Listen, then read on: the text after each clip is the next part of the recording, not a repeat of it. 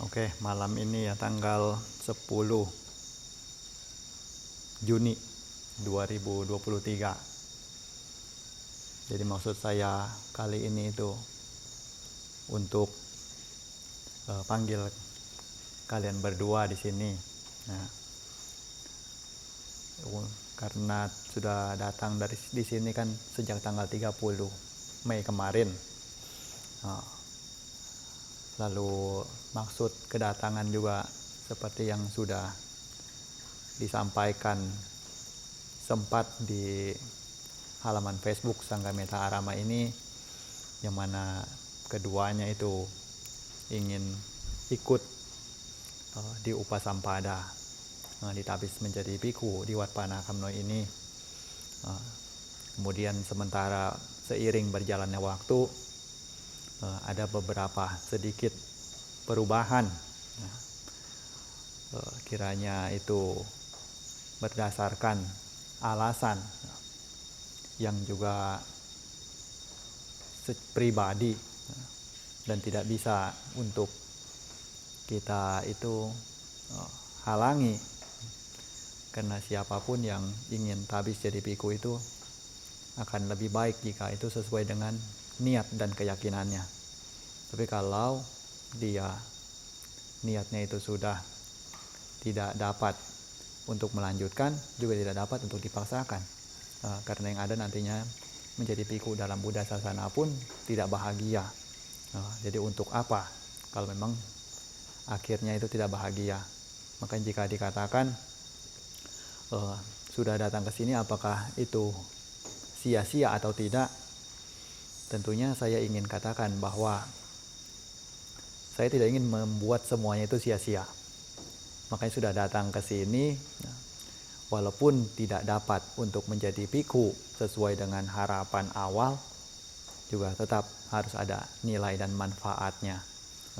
Setidaknya pulang pun kembali dalam keadaan yang lebih memiliki pengetahuan, lebih memiliki pengalaman, dapat untuk merasakan seperti apa kehidupan di sini, dapat untuk melihat seperti apa kehidupan para biku di sini, yang mana nantinya dapat dibawa untuk menjalani kehidupan sebagaimana yang akan ditempuh untuk kedepannya.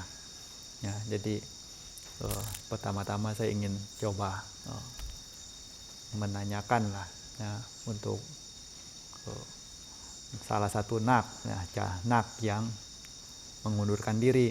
Nah, itu kira-kira apa yang ingin disampaikannya. Nah, kurang lebih mungkin ini dapat untuk dijadikan sebagai satu pemikiran atau pandangan bagi siapapun yang akan datang untuk ditabiskan sebagai biku di Wat Panakamno ini ke depannya, sebagai salah satu gambaran kira-kira bagaimana sudut pandang dari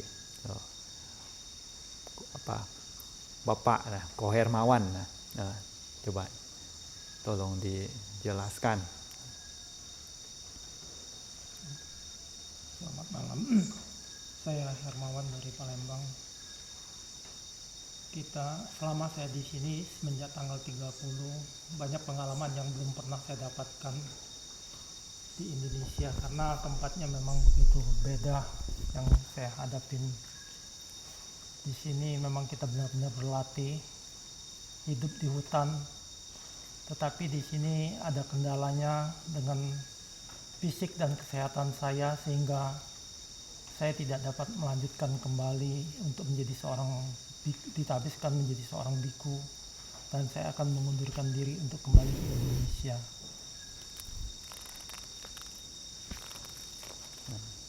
Jadi faktor fisik ya, kendala faktor fisik dan kesehatan, karena beliau mungkin berpemikiran kalau nantinya takutnya pun jadi biku malah menyusahkan biku-biku yang lainnya karena kondisi kesehatan kurang. Nanti baru satu wasa sudah harus pakai wheelchair, dorong sana dorong sini. Jalan pindah patah juga sudah tidak kuat gitu kan. Itu bagus juga Karena ada juga sebelumnya yang sudah jadi biku pun satu wasa dia pensiun, dia pensiun dari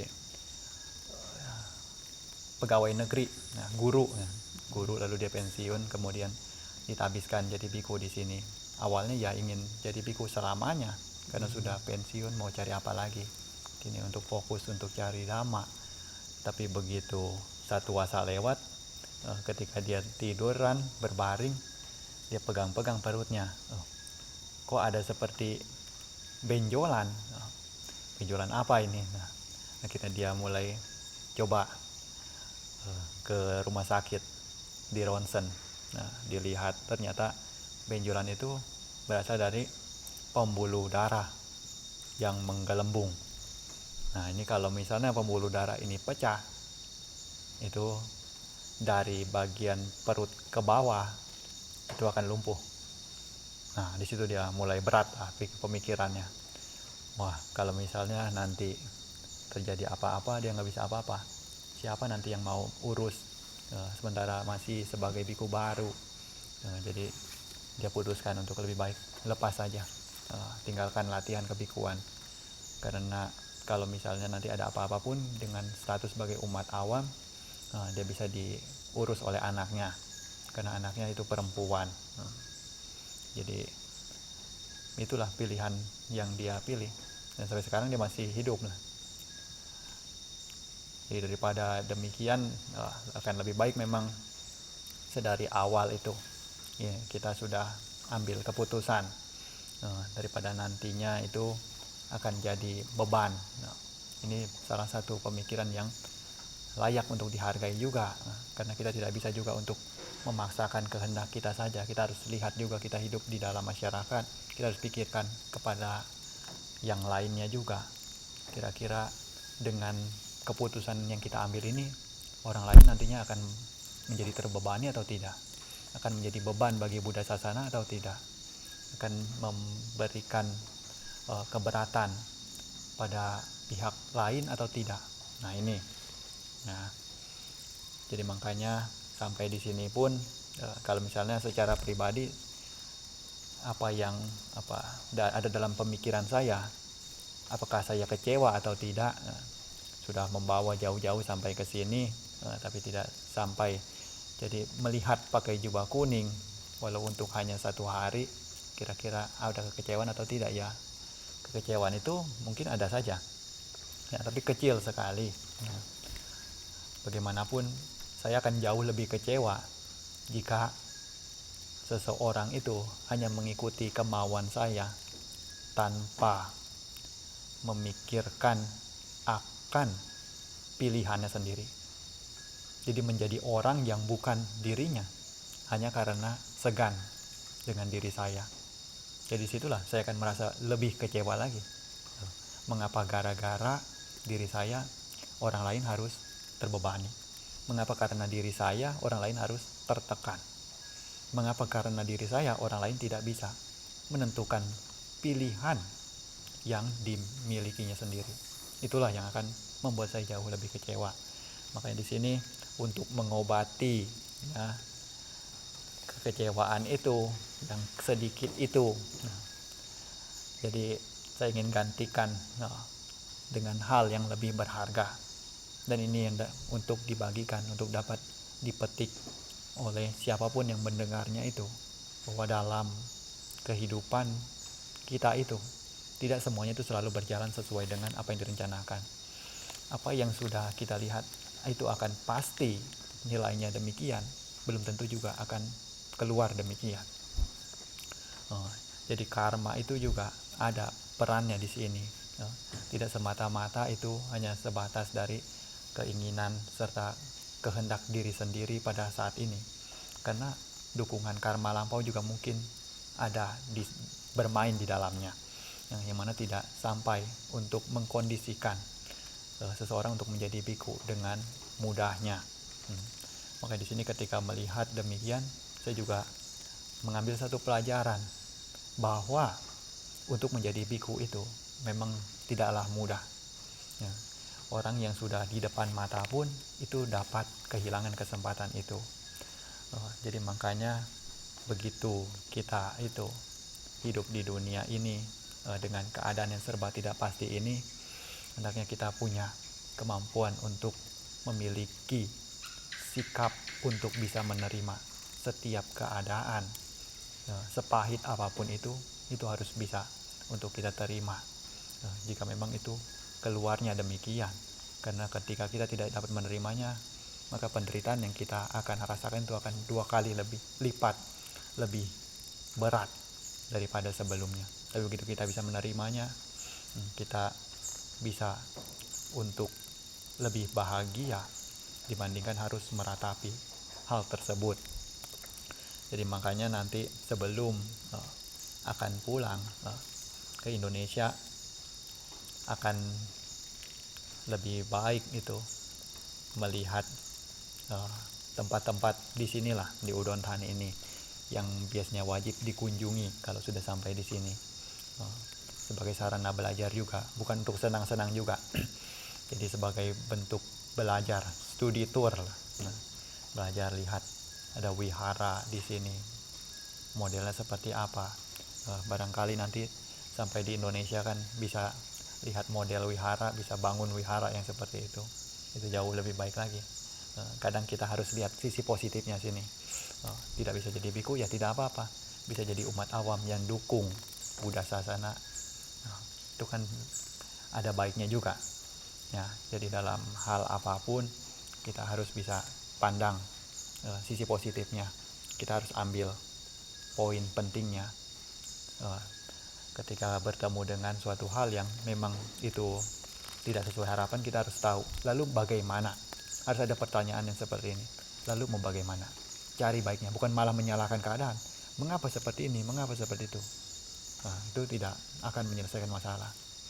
Caranya untuk menyelesaikan masalah itu ketika bertemu dengan masalah seperti itu adalah lalu harus bagaimana, lalu mau bagaimana, lalu bagaimana jalan terbaiknya. Nah ini, jadi ketemu nanti jalan terbaiknya, jalan keluarnya. Tapi kalau menyalahkan keadaan ya di sana saja, yang ada berantem di sana, ribut, tidak ada jalan keluar itu ya.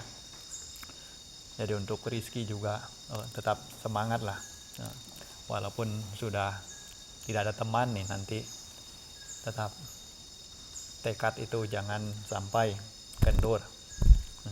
Apa yang sudah menjadi tekad awal, kita lahir sendirian lah, nanti mati juga sendirian. Jadi nggak usah harus khawatir nggak ada teman. Kalau kita berbuat baik, hasil kebaikan itu juga untuk diri kita sendiri. Kita jalani kebaikan, pastinya kebaikan itu akan ada pada diri kita untuk kedepannya. Terus untuk yang nanti mungkin akan ditabiskan di sini, ini juga masih belum pasti, dan saya juga tidak akan terlalu banyak memberikan kisi-kisi dulu. Kita akan lihat saja nanti bagaimana siapnya. Yang pasti nanti kalau sudah ada tanggal untuk tabisnya dan sudah siap calon yang akan ditabiskannya, baru nanti siapa juga bisa untuk turut beranumodana, turut bersukacita atas bertambahnya tenaga di dalam Buddha Sasana kita ini, yang akan membantu mendukung kelestarian serta kemajuan di dalam Buddha Dhamma untuk di dunia ini dalam waktu yang lama ya. Mungkin untuk hari ini sajalah yang dapat disampaikan ya. Akhir kata ya, selamat malam ya, anumodana.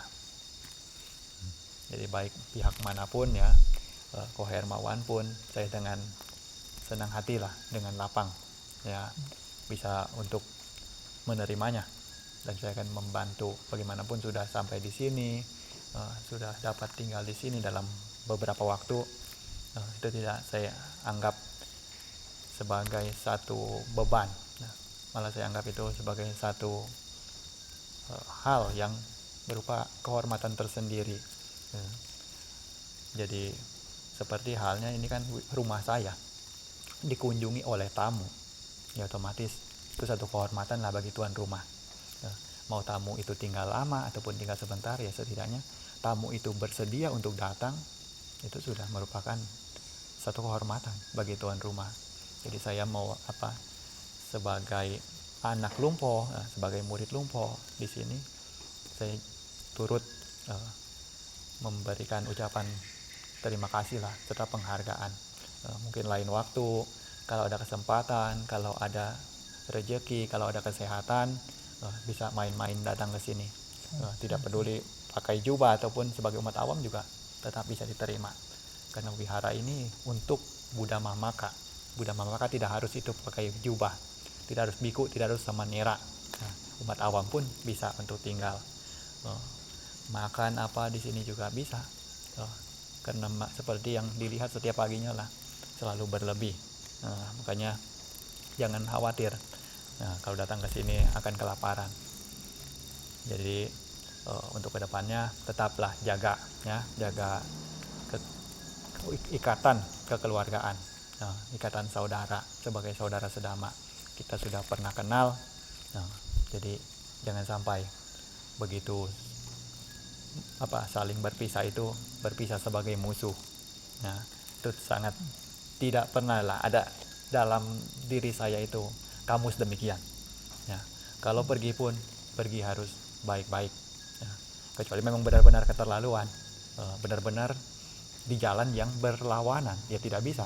Tapi kalau misalnya pergi pun untuk menjalankan tetap di jalan yang baik, ya mengapa tidak? Gitu.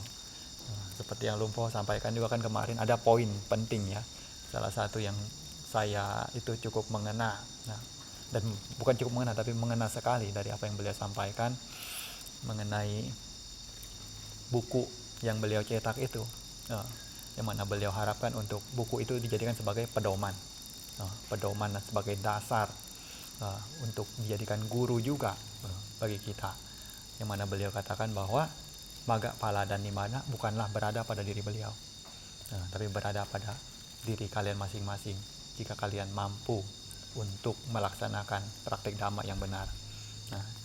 Jadi itulah yang harapan beliau untuk orang-orang di Indonesia juga, untuk Buddha Dhamma serta Buddha Sasana di Indonesia.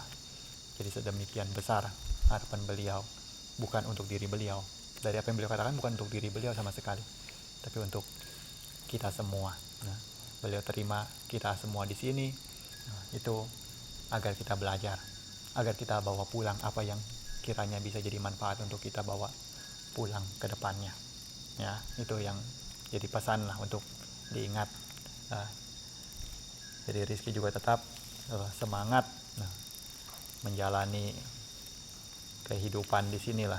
Sebagai sebagai calon biku, nanti berusaha untuk terus belajar dari yang lainnya. Untuk ini malam ini selesai, Anumodana.